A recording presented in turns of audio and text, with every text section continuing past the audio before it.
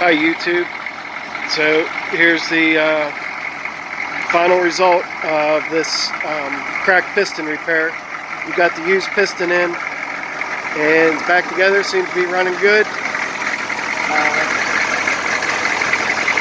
Not getting any blow-by out of the breather with it on, but if you take it off, get a little bit past there, and there's a little bit of smoke out the tailpipe. I don't know if it's still clearing out from before, but at the very least it's back together and running, and I feel driving condition. Still gonna let it run through here. Not seeing any oil leaks, so that's good.